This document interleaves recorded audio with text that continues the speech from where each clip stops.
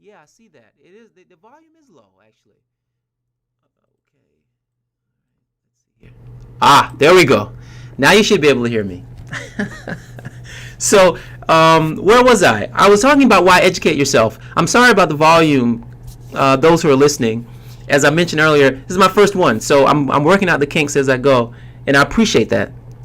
So I was talking about the three reasons why we would educate yourself, and I started by talking about most people do it for economic reasons, which is why I did it. You know, they're going to school to get a job, and a college degree is really just the precursor to the real thing, which is, you know, going out into the world of work, making a lot of money, buying Mercedes Benz and all that kind of stuff, right? So that's one reason to educate yourself. A second reason is leadership, and I was saying that that's in my view, the original purpose of a college degree. It wasn't to prepare people for the world of work. It was actually to prepare them for leadership.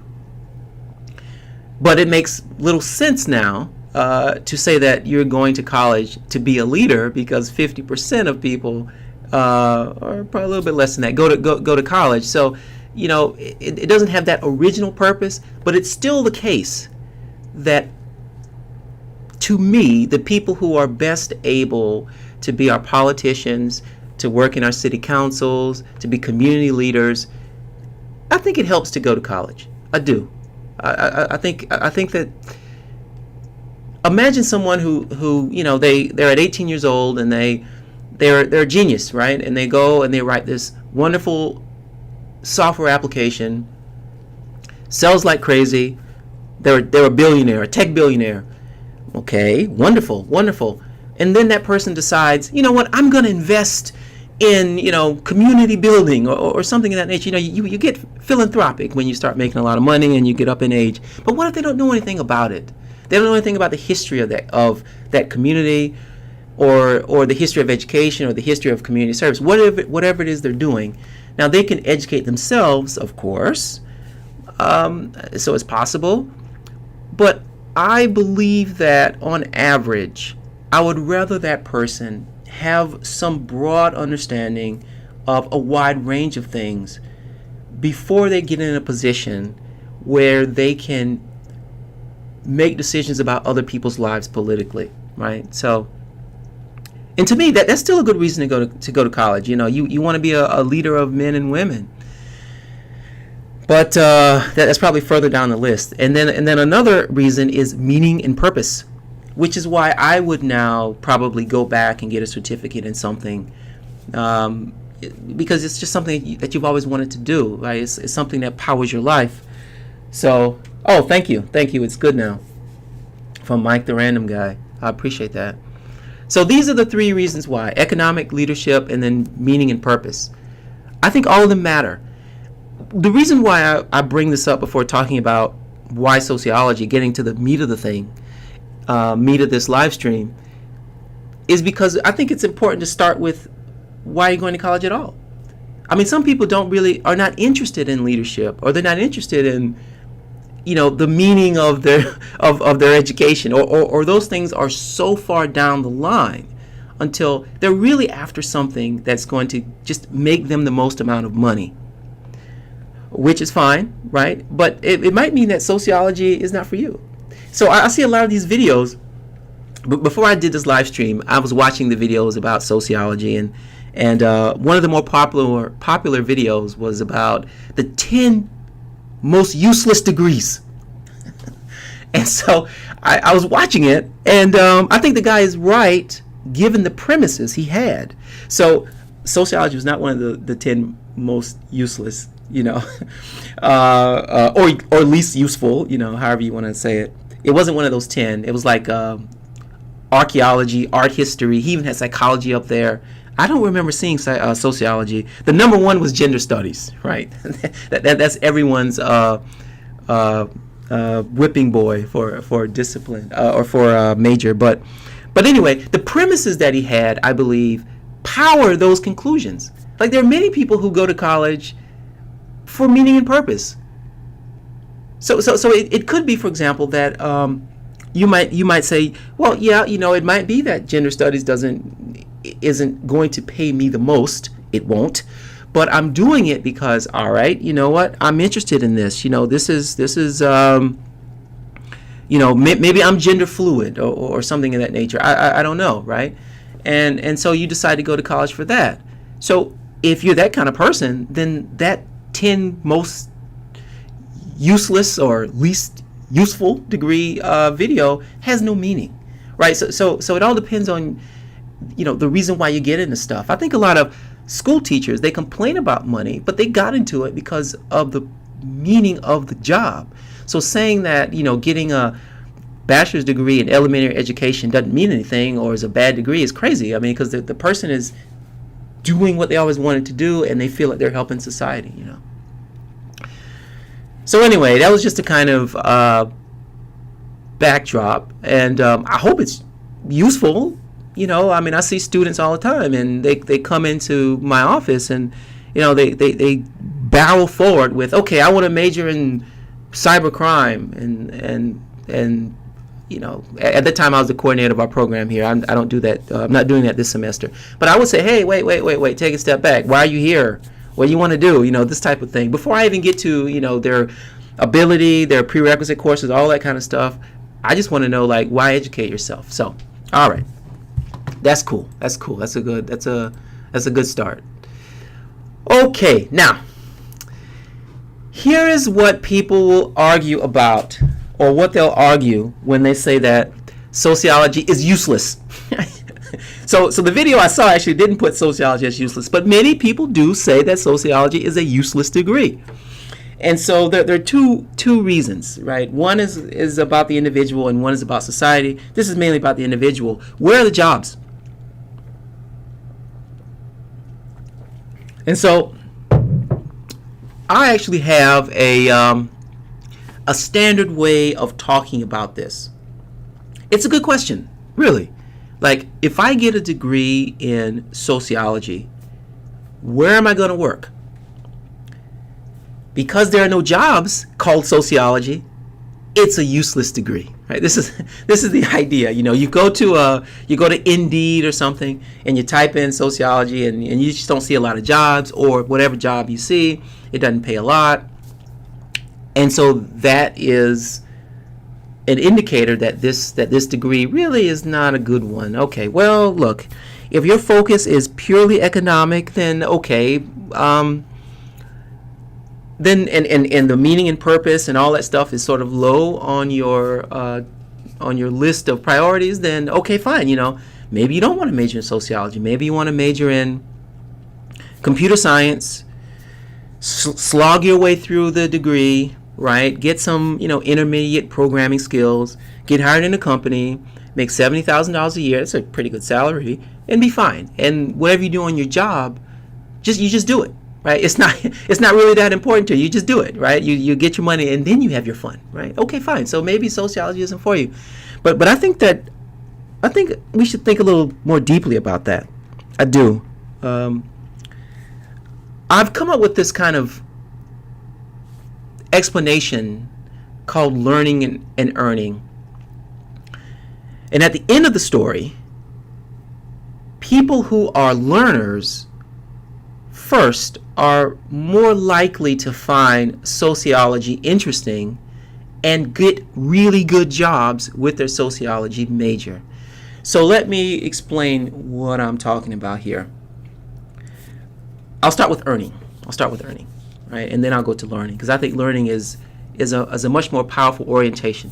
So these are styles, or I don't know, I guess orientations is a fine way of thinking about it. It's a way of moving through a college education. Okay. So the earning student is like, look, what do I got to do to get the highest grades and finish this degree in 4 years? Which sounds so logical. It does. It sounds like, yeah, well, of course that's what you do. You come here, you try and get all A's if you can, and you finish in 4 years, and then you go out and get a job. That's fine. That seems like that is what everyone is here for. my experience has been that this is good. There are times in your college career where you just have to earn the grade and move on, but it's not a powerful way of carrying yourself. You don't gain mastery through earning, because this is what happens, and I see it all the time. Let's say I assign a reading, and I say, okay, you know what? You're going to have these 10 questions here. Read the whole chapter, and here's some supplemental reading. All right. The earning student wants the grade. If they happen to learn something, good. But they want the grade. So they'll say, okay, here's a question that I have to answer. Let me find where that is in the reading, read that part, and then answer the question. They'll kind of ignore a lot of the stuff around that particular thing they have to answer, and they won't even care about the supplemental reading, right? And if you take an earning approach, that's completely logical. There's nothing wrong with that, right? The learner, however, will take a different approach. That learner will say, all right, yes, I need to get this grade. It will be crazy for me to not try and get the highest grade possible, but what's going on here? What is it about? What am I reading, right? Let me go ahead and try and read this whole thing, think about it. If I have time, maybe I'll browse the supplemental readings, and then I'll do whatever I do on the quiz and go from there. Learners are much more rare on college campuses. But when they're there, they're clearly a cut above earners, even if the grades tend to be similar. So that learning student, so let's say they're majoring something like cybersecurity, and you got a learner and an earner. The earner shows up to class, takes the notes, right? Might even sit in the front. They're workers. They sit in the front and they make sure that they pay attention and they take all the notes. And if the professor says you need to participate, they'll do it, right? But if they don't have to participate, then they probably won't, right? That's not really something that they're evaluated on. So I'll just take the notes and prepare for the test. After the class is over, they go out, they have pizza, get drunk, do whatever it is they're doing, and enjoy their lives, and then prepare for the test, and then take it, make an error B, and say, I did that, great. Okay. The learner, well, that learner will take notes, but that learner may ask questions. That learner may be sitting in their dorm room and say, you know what, I'm interested in this new 5G technology or something like that. So let me find out what this is about. And they go on YouTube, and then they watch a video. It's not just about what the teacher is telling them to do. It's about the actual subject matter. That's what a learner is. And over time, it's like through all these iterations of classes and days of learning versus earning, that learner knows more at the end. And so I'm saying that now because if you are a learner and you're really interested in the subject matter, then sociology is awesome. So now I'll get back to sociology. Sociology is awesome.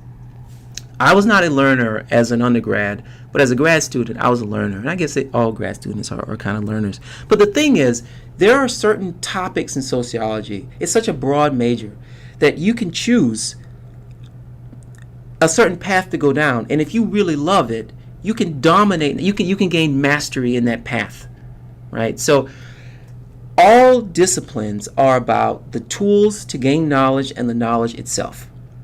So in sociology is no different. Now the tools will be statistical analyses, statistical software. It could be collecting data through interviews. It can be doing some kind of learning how to do archival research, right? But those are skills that everyone needs.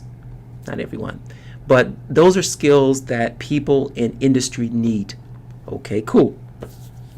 So yes, it can be useful in PR and advertising too. If I'm a little slow with replying, Mike, it's because I've got my computer here and then I'm looking at this one and I'm so focused on the camera here until sometimes I forget to look over at the chat. But yes, it can be useful in all those areas. Now, if that student is a learner, they'll learn it, and they'll be much better than most people graduating. It's an odd way of saying it, because I guess if someone is in data analysis, then they would also have those skills. But the point is, if you're a learner, you will gain those skills. And then when you graduate, and yeah, you put sociology as your bachelor's degree, but then you also have their, intermediate to advanced data analysis skills. Maybe you learn a software that everyone's using, like SPSS, that's sort of like the industry standard. Or maybe you use Excel, depending on your university. But you learn how to take data and come to some conclusion based upon that data, or visualize the data. You can learn that in sociology. At least at this university you can, and I think that most universities you can too. But you got to be a learner. So yeah, you'll take a class on research methods, and then you'll take a class maybe on statistics. You should. All right, but you can't just do what the professor says and that's it. You have to really be interested in that stuff. And if you are, you have the freedom to explore. When I was a graduate student, I became very interested in how to collect data from online environments and come to some kind of conclusion. And so, I took a class on quantitative research methods, which is fine. And then I just went off and said, all right, I want to learn more. And I learned more. So sociology is really for learners. You can gain mastery in things that you don't quite realize you can, but it makes you highly valuable on the labor market. It's not just the skills, those hard skills, like dealing with software, like data analysis. It's also the actual knowledge. So I get it. Everyone thinks that sociology is about studying racism and sexism and all those things. That's a part of it. But at the core is understanding a lot about a particular subject. And if you learn a lot about that subject, that will have value. It's not as hard and easily quantifiable or easily demonstrated, I should say, as using SPSS. But still, I mean, it's something that if you gain mastery, you do well in the labor market. In fact, I would say, all majors are that way. In other words, let's say you get a degree in computer science. You're not going to walk into a job and your boss says, okay, do some computer sciencing. No, they want to know what exactly you have in that degree. So sure, they'll bring you in and look at you because you got a degree in that. But if you can't code in Java, or you don't understand, actually, I think they're moving away from Java now. It's just so screwy. But whatever it is that they're using now in the industry the most, or some Python or something. So if you can't code in that, doesn't matter if you have a degree. You don't have the skills that they need, right? So to sum this up, right? If you're someone who really is a learner, then sociology allows you, probably more than other disciplines, to choose a path that you really like and go down that path and gain mastery. So then when you get on the labor market, you can then leverage that mastery. Now, I mentioned economics, and then I also talked about leadership, and then I also talked about meaning and purpose. Think about those other two things. I'm emphasizing economics because everyone else is emphasizing that, but I don't know. I mean, using that gender studies thing as an example, because I talked about that before. Look, if you're a person who is, let's say, transgender, and you say, gosh, I think that there are a lot of folks out here who are struggling as transgender people, and I want to be somebody. So this is activism now, which people hate. But I want to be the person. I want to be someone who understands the problems in that community, and then talks about those problems. I think I need to spend time in my sociology degree learning as much as possible about that. So anytime I have to write a paper, I choose that as a subject, and I keep learning. Anytime I have like these independent study opportunities, okay, I'll focus just on gender, right? Or it doesn't matter, poverty or something, right? I would much rather have someone who decides to go into government who takes that approach instead of the businessman who decides to get into government. And yeah, he's successful as a business person, but I'm not entirely sure how good he is at government. In fact, I'm not sure many people who are businessmen are necessarily good at governing other folks. But I don't know. That's just a side thing. That's just what I think.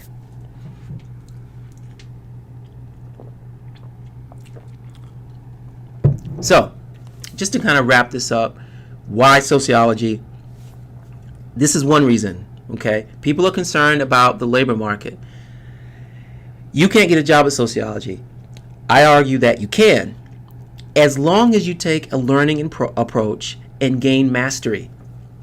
That makes you very valuable on the labor market. Okay.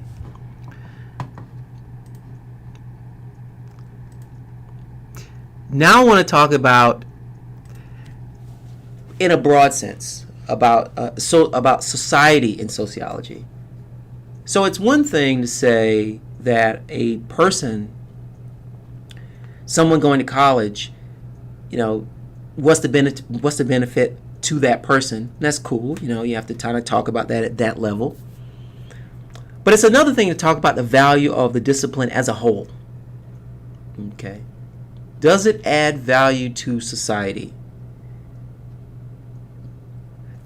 Not getting money for it, but just not an individual getting money for it, but just the knowledge that we produce in society. Does it, or in sociology, does it help society? Okay. Now I like this question. Over the past 40 or 50 years, probably longer, conservatives have made a concerted effort, consistent effort, to delegitimize sociological knowledge. And they're doing it for very clear reasons. Sociologists focus on the forces in wider society that impact the lives of individuals. And when you find out that things outside of the individual impact them, then that necessarily implies that we need to change law or policy to benefit those folks. Because conservatives tend to focus more on the individual, they will find these types of analyses and discussions, just not up their alley. I mean, to put it mildly, right? I mean, if I as a sociologist find that the way, well, just to take a low-lying example of systemic racism. Okay, this is crazy to a lot of conservatives. What do you mean it's systemic? I don't see anything out here. Just go out, get married, and So here's the thing that I've seen a lot in society, or on social media. There are two or three things you need. Is it two or three? Get married, get a high school. The three things: get married, get a high school diploma, and get any kind of job, and you won't be in poverty. Which is fine, and I think for the most part that's quite accurate. And the idea for conservatives is that whatever's going on in the world outside, you have personal choice, and so you need to focus on yourself and not worry about government doing things for you. Okay, so sociology really came to prominence in the 60s. It had been around for long since the early 20th century. But in the 60s, it really became what we call the queen of social sciences, because there's all this, social turmoil going on, right? I mean, 60s was a crazy decade. And so, a lot of people wanted to know what the heck was going on. And so, sociology departments started getting funding, as did a lot of other departments, actually. It was a golden age in some ways for higher education in the 50s and 60s, and it kind of stopped in the 70s. But they started getting a lot of funding, and people were asking all these questions about what's going on with race in society, and we got to do something about it. What about women's lib? What's that about? And also at that time we started getting the early stages of a gay rights movement, and so we wanted to know what was going on, and inevitably the answers were always about not the individual. So it wasn't that there's something wrong with individual women. It was that, society saw women in a way that sort of pushed them into these subordinate roles, right? It wasn't there was something wrong with black people. It was that society was organized in a way to disadvantage black people, right? So anyway, that started the pushback in the 60s by conservatives because that's just not, the way that they think about things. Okay. It's a long way of kind of setting this up, but I kind of wanted to do that because I believe that what we're doing is we're ignoring empirical realities that make it hard for us to be the architect of our lives. It is perfectly fine to talk about you as an individual and the things that you need to do. But you also have to know the scaffolding within which you're working. And by ignoring or dismissing or delegitimizing the scholars who identify that scaffolding, you're just hurting yourself. I know that I need to make decisions in my individual life to try and do the best I can. Really. I mean, just to take an example here, I kind of enjoy doing this. I don't get paid for it. It's just a hobby. And so I really like doing this. But suppose I said, you know what, I really want this thing to grow and I want to get more subscribers, which eventually, if I do this enough, I think I will try and start marketing this a little bit better. But for now, let me just get through it, right? First couple of live streams. So, but I know I have to make individual choices, right? If I want this thing to grow, to succeed, to achieve in life. Sure, absolutely. But I would be a fool if I didn't try to understand, okay, what are the outside forces that drive people to this live stream? Is there a market for it, right? How are other folks thinking about this topic? Do people care? At what times are people like? I decided to do this live stream at 1:00 on a Saturday when people are watching college football. What the heck was I thinking? But that's something external to me, and I need to understand that so then I can make the right decisions to maximize my success. So I know that for most folks, this is a bit odd. They're used to thinking about sociology as like this woke discipline full of people talking about racism and sexism and transphobia and homophobia. And yeah, that's a part of it. It really is. It's a part of it. But at the core is understanding how outside forces impact our lives. And it's very powerful. I had a conversation with my sister this morning. Where are we on time? Oh, I'm good. I had a conversation with my sister this morning, and she was concerned about a friend of hers who she says is very smart, but really doing poorly in life. Okay.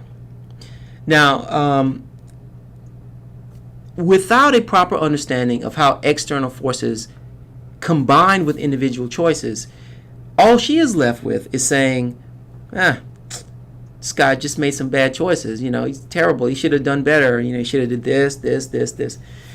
And so I was trying to explain to her that, yeah, that's true. But we know, as social scientists in general and sociologists in particular, that other things impact the lives of an individual. And it's not that that person can always change those things, and he shouldn't always blame those things, but know them. So, for example, we know that regardless of your cognitive ability, how smart you are, you need to be in an environment which allows you to learn discipline and consistency and a kind of a work ethic. Now, we also know that if a parent or parents have jobs that are, let's say that these are swing shift jobs, right, where you're working 10 to 4 one day and then 5 to 10 the next. These are economic things here. It's outside of actually a person's control, right? So that parent or parents are working this kind of swing shift. They're not going to be able to build the discipline that is necessary for that person to leverage his ability, whatever it is. That to me is a wonderful sociological analysis. It points to government intervention, unfortunately, because it would suggest that we need to come up with a way to provide proper child care, because all this happens between the ages of 0 and maybe teenage years. So how do you make it so that those parents can continue navigating the economy, such as it is, but yet we can provide stable environments for young people. And so that requires that we create low cost healthcare. Now conservatives would find that terrible, like, oh, this is government intervention. Oh, just make right choices, and that kid, that won't happen to that kid. But I don't think it works that way, and I think empirically we know it doesn't. So anyway, back to my sister. So I was telling her that, well, yeah, it is the case that this person is making decisions now at 25 that seem completely stupid, and well, actually they are stupid. But that's in a context where he was not in a position to learn the type of delayed gratification, work ethic, discipline things that she and I have. She's more disciplined than I am, actually, but I'm okay. I'll do what I have to do. So that doesn't mean that that person is a victim and he doesn't do anything, but now he knows why, and she knows why, and then maybe we can figure out a way at the individual level for him to start cultivating those skills. It's harder as an adult, but at least now right? So that is the value of sociology. Understanding these wider forces, and really, if we understand those forces, we can really, make tweaks to society so that we get the most out of our citizens, instead of just sitting back and saying, "Hey, you made a mistake. Work harder." This kind of BS that's just not accurate. So I think that's good. That's my live stream. It's my first one, and I think what I'll do going forward is, one, I'll find some clips that I can then take from this that are reasonably coherent, and then I'll post them to my YouTube channel, and I'll figure out some better ways of showing things graphically. I think it's okay, but I don't know. I mean, if I can make it more visually appealing, I can. I can't change the way I look, but I can certainly change things around it. And I'll do this again next Saturday. I don't know what the topic will be, but it'll be something sociological, something more interesting than just this basic thing here. It'll be something in some kind of culture war thing that I want to talk about. So, all right. Thank you for listening, either live or in the replay.